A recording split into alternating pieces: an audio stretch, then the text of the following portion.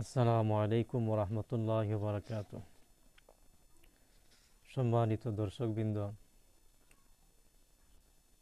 আগের ভিডিওতে আমরা আলোচনা করেছিলাম আহলে সুন্নাত ওয়াল জামাতের আকীদা কীরকম কি আকীদা তাহলে আহলে সুন্নাত ওয়াল জামাত দাবি করা যায়। আমরা সকলেই আহলে সুন্নাত ওয়াল জামাত দাবি করি, কিন্তু আহলে সুন্নাত ওয়াল জামাতের কিছু আকীদা আছে, এইগুলো আকীদা বিশ্বাস করতে হবে, এই আকীদাগুলো মানতে হবে। যদি এই আকীদার উপরে হয় তো সত্যকারে আহলে সুন্নাত ওয়াল জামাতের দাবিদার। সম্মানিত দোস্ত বুজুর্গ, এর আগের ভিডিওতে 3টা ভিডিওতে প্রায় 40টি আকীদা আলোচনা করেছি। এই ভিডিওতে আরও 10টি আলোচনা করব। এর আগে 40টা আলোচনা করেছি, এখন 41টার থেকে আপনাদেরকে শোনাচ্ছি। 41 নম্বর যে আকীদা আহলে সুন্নাত ওয়াল জামাতের যে আকীদা, এটা হলো আমরা সাক্ষী দিই যে সাহাবীগণ আল্লাহ তাআলার প্রিয় বান্দা ও তারা জান্নাতের সুসংবাদ প্রাপ্ত। সাহাবীগণ তারা দুনিয়া থাকতেই জান্নাতের সার্টিফিকেট পাইছেন, জান্নাতের সুসংবাদ পাইছেন। এটা আহলে সুন্নাত ওয়াল জামাতের আকীদা। 42 নম্বর যে আকীদা, সাহাবা কেরামকে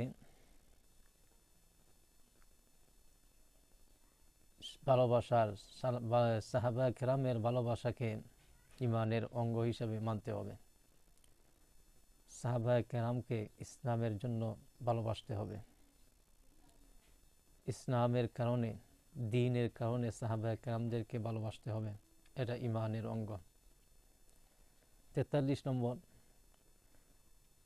সাহাবা কেরামের প্রতি বিদ্বেষ করা এবং তাদের সমালোচনা করা, এটা মুনাফিকি, এটা ঠিক নয়। আহলে সুন্নাত ওয়াল জামাতের আকীদা যারা আছেন তারা সাহাবা কেরামের কোনো বিদ্বেষপূর্ণ কথা এবং তাদের সমালোচনা করেন না। যদি বিদ্বেষপূর্ণ কোনো কথা যদি সাহাবা কেরামকে নিয়ে যদি হয় অথবা সমালোচনা যদি করা হয়, তাহলে বুঝবেন উনি মুনাফিক। এটা আহলে সুন্নাত ওয়াল জামাতের আকীদা। 44 নম্বর, খুলাফায়ে রাশিদিনের মর্যাদা স্তর তাদের খেলাফতের ধারাবাহিকতা অনুযায়ী। এটা খুলাফায়ে রাশিদিন যারা যারা ছিলেন এবং তাদের স্তরগুলা, এটা হলো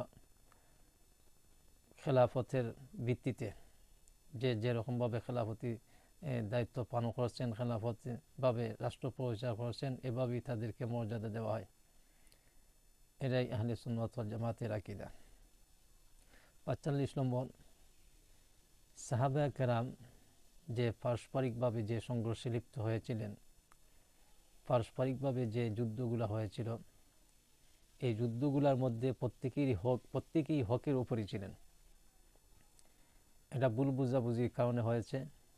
এই কারণে যে সাহাবা কেরামগণের মাঝে যে বিদ্বেষ হয়েছিল অথবা যে দলাদলি হয়েছিল, যুদ্ধ হয়েছিল, উভয় দলেই হকের প্রতি ছিল।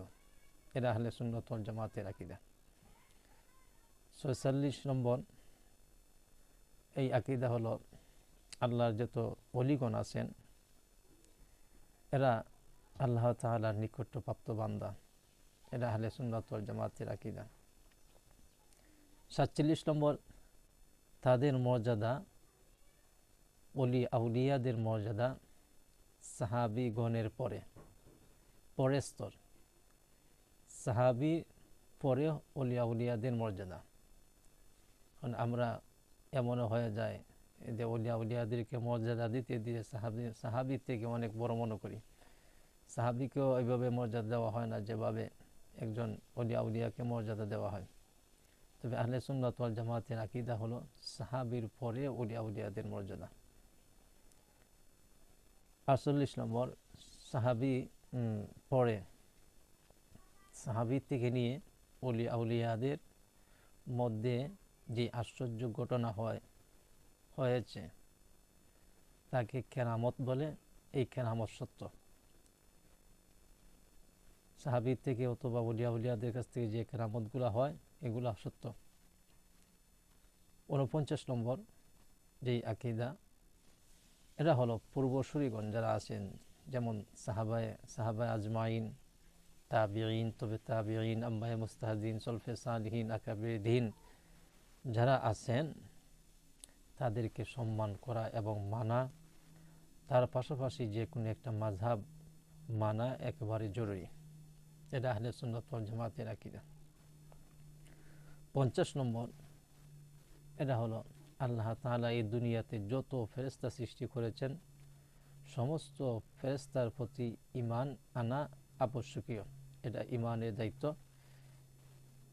সমস্ত ফেরেশতার উপরে ঈমান আনতে হবে। এটা ইসলামে আহলে সুন্নাত ওয়াল জামাতের আকীদা।